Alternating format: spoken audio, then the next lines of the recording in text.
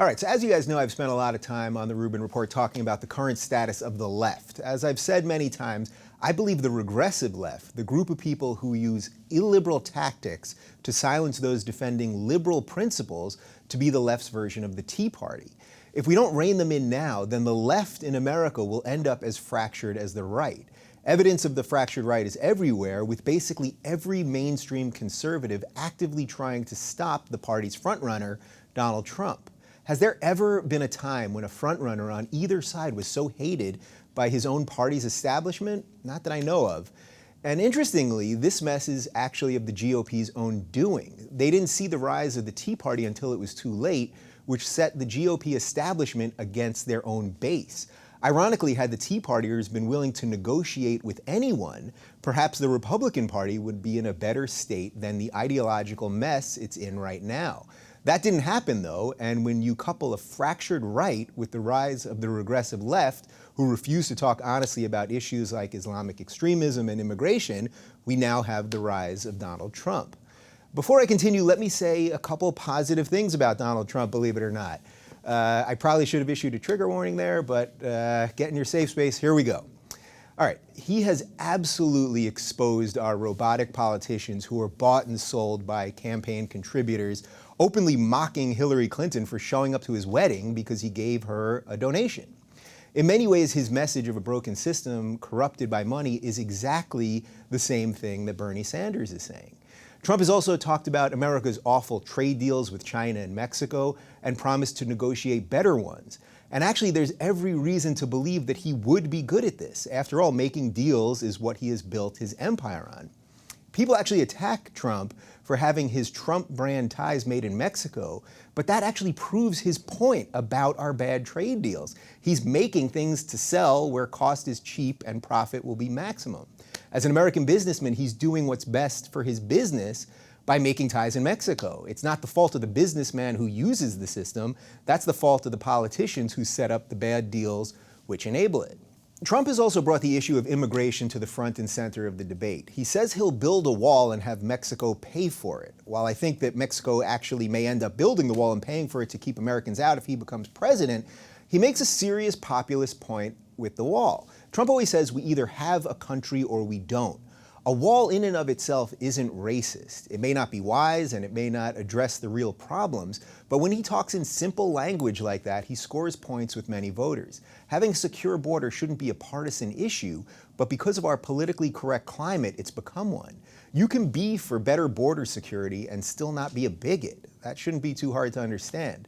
Finally, he has also scored points with many people when talking about the spread of Islamic extremism. While Trump never takes the time to make the distinction between Islamic extremism and the average Muslim person, he scores points by even talking about Islamic extremism in the first place because the left in this country refuses to do so.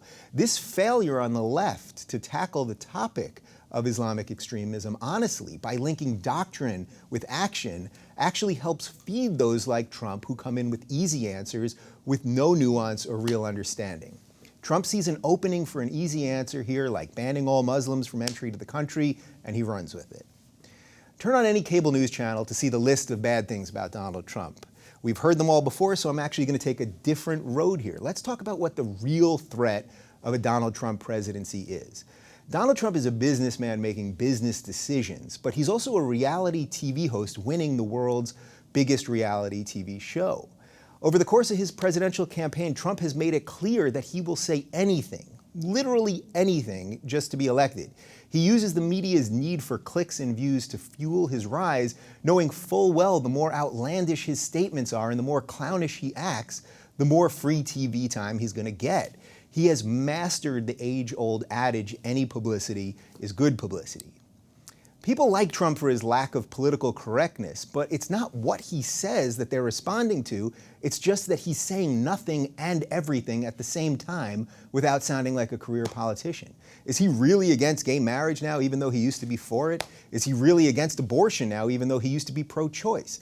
I have no idea what's in his heart, but I do know what's in his head. He wants to be the contestant who doesn't get fired on the season finale. Many people in this country want to feel like America is winning again, and Trump has wisely used this notion to fuel his campaign. But the question is, what does electing Trump actually mean? If he wins, does anyone think he'll actually adhere to the Constitution? Will he care about due process or respect the three branches of government? Will he sue reporters who investigate the White House? Will we get into a war over a mistaken retweet?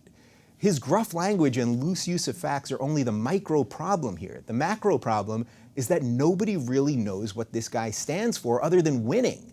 And that's the real risk of a Trump presidency. We have no idea what the country will look like after we elect someone who cares more about his own rules than the law of the land. You know, he says Starbucks will put Merry Christmas back on cups when he's president. Does he know that the president doesn't get to decide what a private company does with their products? As a businessman, yeah, he does know, but as a presidential candidate, he doesn't care. If winning at all costs for a temporary feel-good moment is good enough for you, then by all means, you should vote for Donald Trump. But don't be fooled. You're being sold a bill of goods by someone who only cares about making the deal. When the product sucks, don't expect to get a refund.